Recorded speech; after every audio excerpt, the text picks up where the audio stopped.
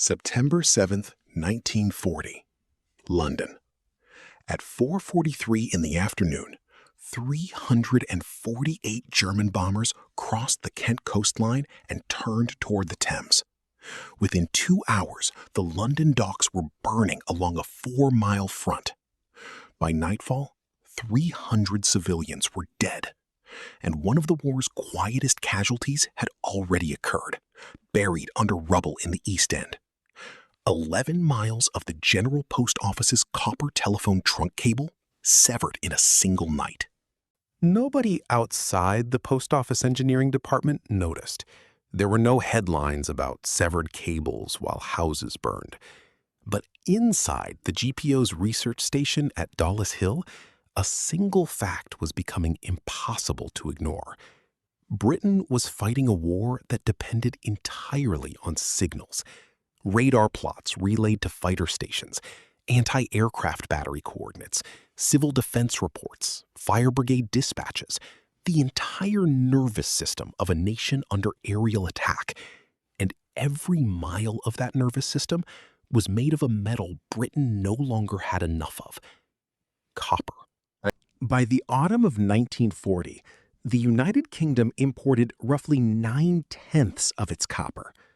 Before the war, the supply lines ran from Rhodesia, from Chile, through Atlantic shipping lanes, from Canada. Now, U-boats hunted those lanes. The Admiralty's priority list for copper ran in order: naval ammunition, shell driving bands, aircraft wiring, ship electrics, tank components. Telephone cable, the wiring that let Fighter Command actually fight, sat far down that list, competing with radar sets, degaussing coils for the Navy, and the millions of brass cartridge cases the Army burned through every month. The post office needed roughly 4,000 tons of new copper cable a year just to maintain the trunk network, before accounting for bomb damage. The War Cabinet's copper allocation for the entire civil communication system in 1940 was a fraction of that. The math did not work. And unlike Robert Bosch's spark plug monopoly in the last war, this was not a problem of enemy patents.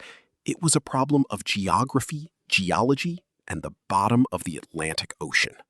The substitute nobody wanted. Aluminum was not a new idea in 1940. British engineers had experimented with aluminum conductors since the 1890s, and the theory was simple enough. Aluminum conducts electricity at roughly 60% the efficiency of copper by cross-section, but weighs barely a third as much.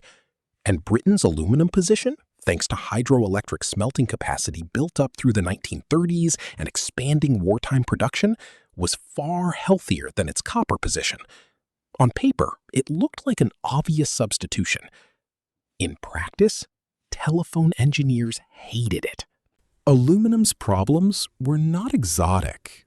They were mundane, and mundane problems are the ones that sink infrastructure.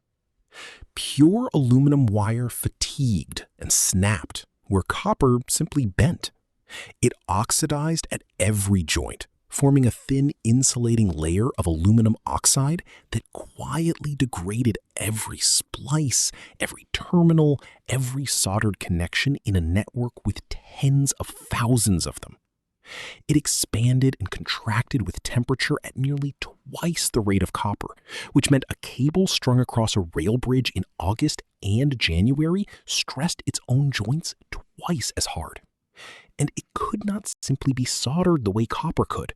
Standard tin lead solder did not adhere reliably to an aluminum surface once that oxide layer formed, which happened in seconds of exposure to air.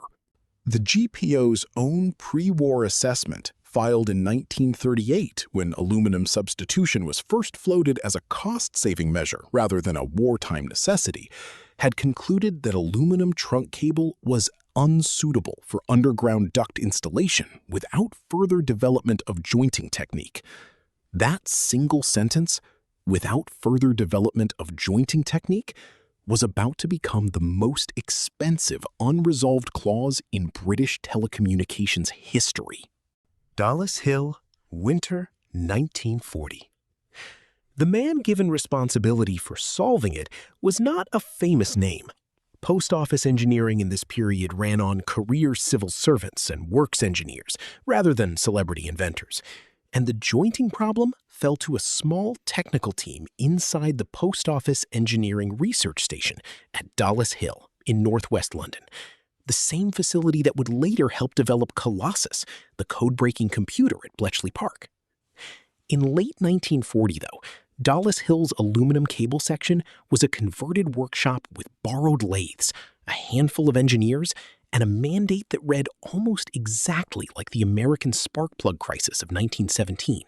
Find a domestic substitute for an imported material, qualify it under combat conditions, and do it in months rather than years. The technical requirements were brutal in their own way.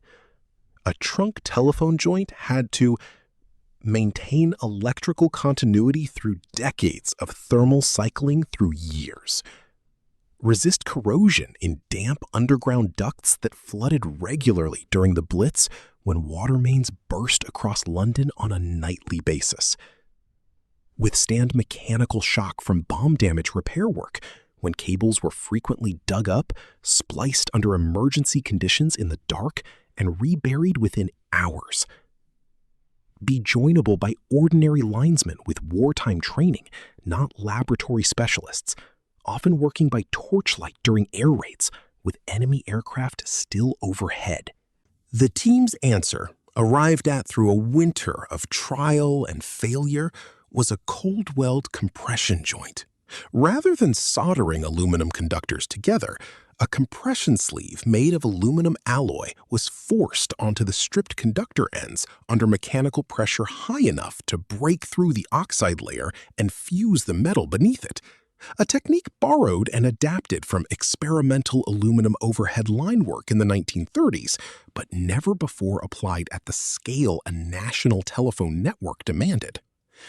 Paired with a petroleum jelly compound packed into the joint housing to exclude moisture and air before a fresh oxide layer could reform, the compression joint solved, on a workbench, a problem that had stalled aluminum cable adoption for 2 decades. Solving it on a workbench and solving it under a burning city were different problems entirely. The impossible production order.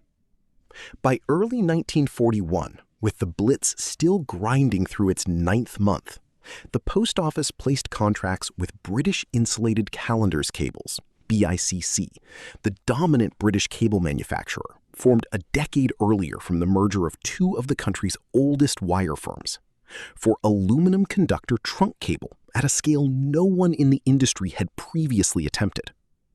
The order specified paper-insulated, lead-sheathed aluminum cable for immediate deployment on the most heavily bombed trunk routes: London to Birmingham, London to the coastal RAF sector stations, and the ring of lines feeding Fighter Command's underground operations rooms. The numbers involved were, in their own quiet way, as dramatic as anything in the aircraft industry. Each mile of 40-pair trunk cable required roughly half a ton of conductor metal. The Post Office's 1941 aluminum cable program called for several thousand miles of replacement and new-build trunk line over 18 months, a demand for aluminum conductor running into the low thousands of tons, at a moment when the same smelters were also being asked for airframe stock for the Spitfire and Hurricane lines at Castle Bromwich and Brooklands. Aluminum, too, had a queue, and telephone cable stood behind fighter aircraft in that queue, as surely as it had stood behind naval ammunition in the copper queue. The difference now was that the queue, at least, had metal moving through it. BICC's works at Prescott in Lancashire and Erith in Kent were retooled through the first half of 1941 to handle aluminum drawing at a scale the plants had never run. Aluminum work hardens differently from copper during wire drawing. It requires more frequent annealing passes through the drawing dies, or the wire becomes brittle and snaps mid-process.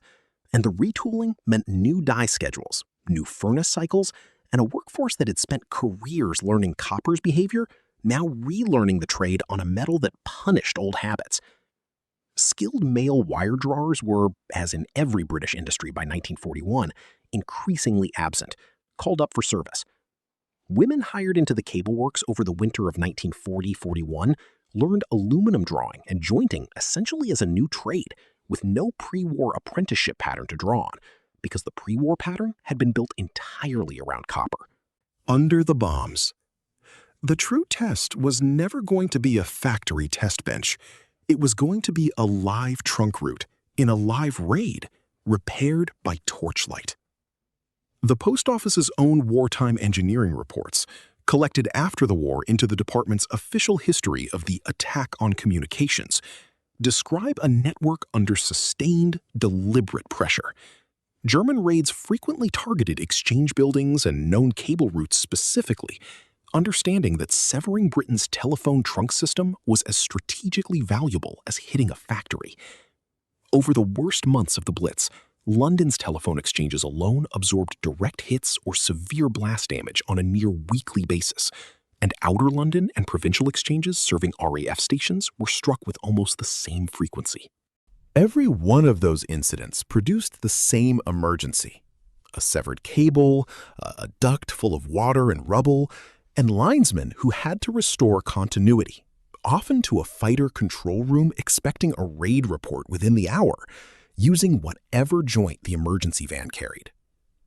Through 1940, that had meant scarce copper cable and traditional soldered joints, painstaking work under the best of conditions, and nearly impossible in a bombed street at night. Through 1941, increasingly it meant aluminum cable and the new compression joint, faster to make under pressure, since compression tooling did not require the naked flame of a soldering iron in a district still smoldering from incendiaries, and considerably safer for linesmen working near gas mains ruptured by the same blast that had cut the cable. A post office district engineer's post-war account, given in an internal training retrospective on wartime repair work, described the compression joint's real advantage bluntly. It let a two-man emergency crew restore a severed trunk line in under half the time a soldered copper joint required, at a moment when every additional minute of silence on a fighter control line was a minute radar plots were not reaching the pilots who needed them. Whether a given repair happened in 20 minutes or 40 was rarely written up as history. It was written up, if at all, in a maintenance log, and then forgotten. Except that those minutes, multiplied across thousands of repairs during the worst 9 months of night bombing Britain endured, added up to something that mattered enormously and left almost no trace in the popular memory of the war. The corrosion problem that almost sank it. No wartime engineering triumph arrives without a crisis of its own, and aluminum cables crisis came in the winter of 1941-42, when reports began reaching Dollis Hill of joint failures on routes running through the industrial Midlands and the flooded ducts of Dockland, London. The compression joint, sound in laboratory testing, was corroding in service at a rate the workbench trials had not predicted. A galvanic reaction between the aluminum conductor, trace copper contamination left over from decades of mixed metal duct installations, and the acidic floodwater that filled London's bombed ductwork after every burst main. It was, in miniature, exactly the kind of failure that had killed early Bosch-style porcelain insulators under thermal shock a generation earlier in the spark plug story.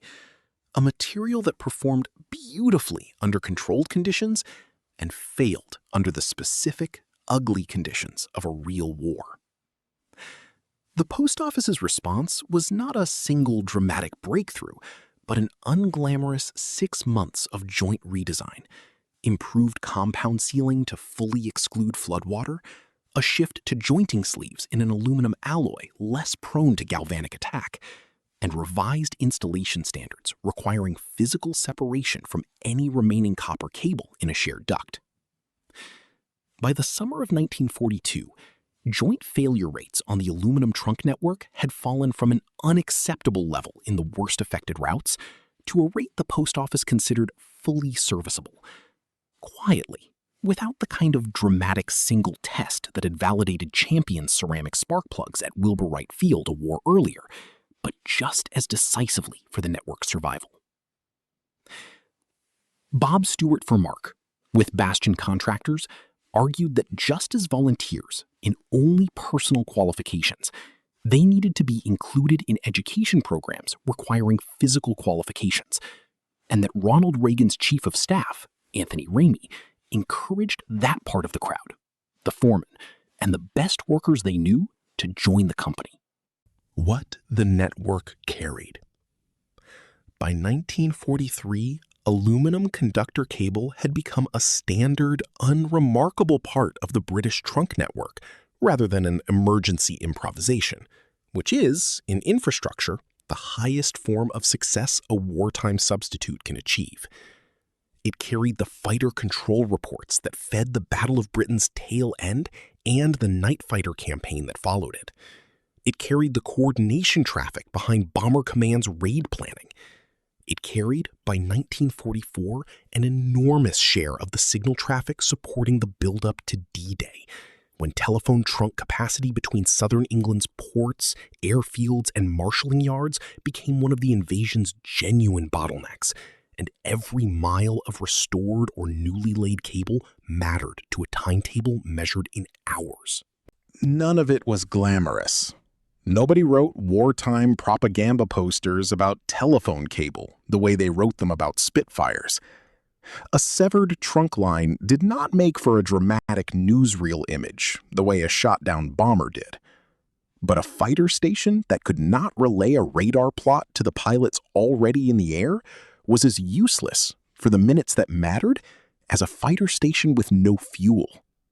And for 9 months in 1940 and 1941, Britain came far closer to losing that invisible battle than it ever likes to remember. The quiet legacy cable did not vanish from the British network once the war ended and copper supply lines reopened across the Atlantic. The compression jointing techniques developed under bombing at Dollis Hill and refined through 1942's corrosion crisis became, after 1945, the technical basis for a peacetime industry standard. The British Post Office continued specifying aluminum conductor for a share of new trunk and later aerial cable installations well into the post-war decades, citing exactly the advantages that had forced the wartime substitution in the first place: lower weight, lower cost, and a domestic rather than imported metal supply. The corrosion-resistant alloy jointing sleeves refined in 1942 became, in modified form, an industry standard referenced in post-war British standard specifications for aluminum telecommunications cable, the direct engineering descendants of joints first forced onto a wartime fitting to save a burning city's phone. There is a version of this story that could be told as pure triumph. And in a narrow technical sense, it was one. Britain went from a copper dependency it could not sustain to a working aluminum alternative in roughly a year, under conditions: nightly bombing, a scattered and inexperienced workforce, a metal the industry had spent decades avoiding that would have been considered unreasonable in peacetime. But the more honest version sits somewhere quieter than triumph. It is the story of an infrastructure problem nobody outside a handful of post office engineers ever knew existed, solved not by a single inventor's flash of insight, but by an unglamorous 18 months of jointing trials, corrosion failures, and redesign, carried out by engineers and linesmen whose names mostly never left the internal reports where they were recorded. The compression joint that let a 2-man crew restore a fighter station's phone line in 20 minutes instead of 40 did not win the Battle of Britain by itself. But it is a small, precise example of the kind of unseen engineering substitution that ran underneath every dramatic, well-photographed moment of the war. The fact that behind every radar plot that reached a Spitfire pilot in time, there was very often a length of aluminum cable, jointed in the dark, in the rain, under a sky that was still on fire, by someone who is not in any history book at all.